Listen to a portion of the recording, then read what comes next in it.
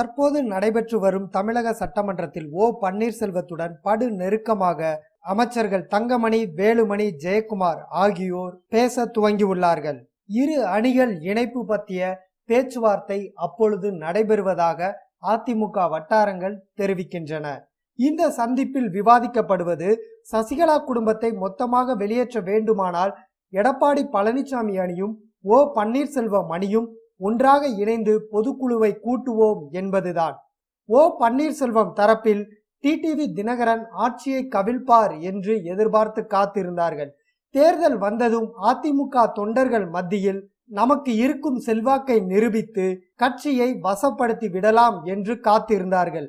ஆனால் தம்பிதுரை சசிகலா சந்திப்பிற்கு பிறகு டிடிவி தினகரன் ஆட்சி கலைப்பு போன்ற முயற்சியில் இறங்க வாய்ப்பு இல்லை என்பதை ஓ பன்னீர்செல்வம் தரப்பினர் உணர்ந்தே இருக்கிறார்களாம். எடப்பாடி பழனிசாமியை பொறுத்தவரை சசிகலாவுக்கு அனுசரணையாக ஒரு முகமும், பிரதமர் மோடிக்கு அனுசரணையாக ஒரு முகமும், இனி கட்சியில் நான் தான் என்பதை காட்டும் ஒரு முகமும் என்று 3 முகங்களுடன் வலம் வந்து கொண்டு இருக்கிறார்.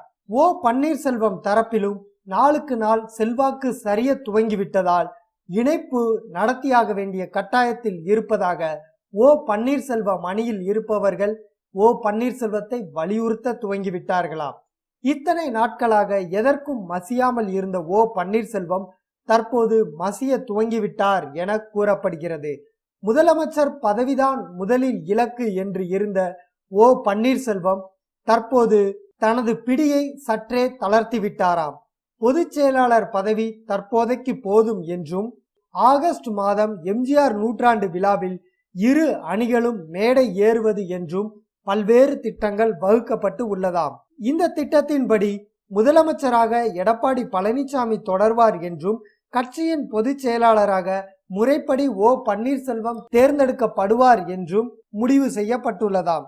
ஆனால் இந்த திட்டத்திற்கு எடப்பாடி பழனிசாமி அமைச்சரவையிலேயே சில பேர் எதிர்ப்பு தெரிவித்து வருகிறார்களாம். இந்த திட்டத்தின்படி பொதுக்குழு கூட்டி சசிகலாவை நீக்கிவிட்டு ஓ பன்னீர்செல்வத்தை தேர்ந்தெடுக்கும் பட்சத்தில் கட்சி முழுமையாக ஓ பன்னீர்செல்வம் வசம் சென்றுவிடும். இதனால் டிடிவி தினகரனை முழுமையாக பகைக்கும் நிலை வரும்போது ஆட்சி நீடிக்காது.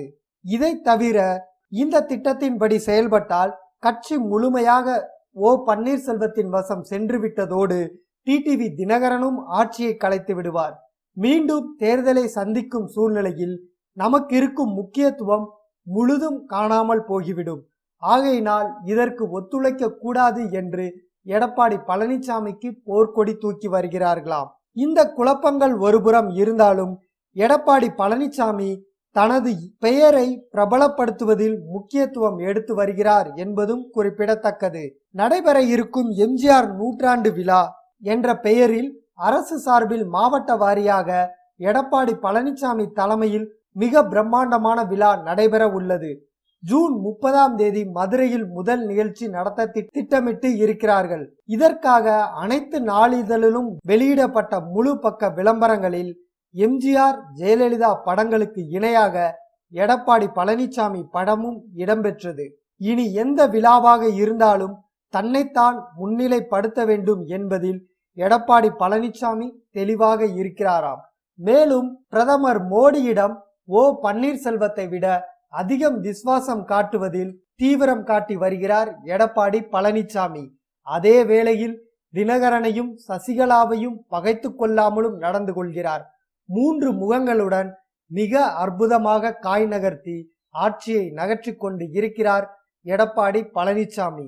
இனி வரும் காலங்களில் இரு அணிகள் இணையுமா, ஆட்சி கலையுமா என்பதை பொறுத்திருந்துதான் பார்க்க வேண்டும்.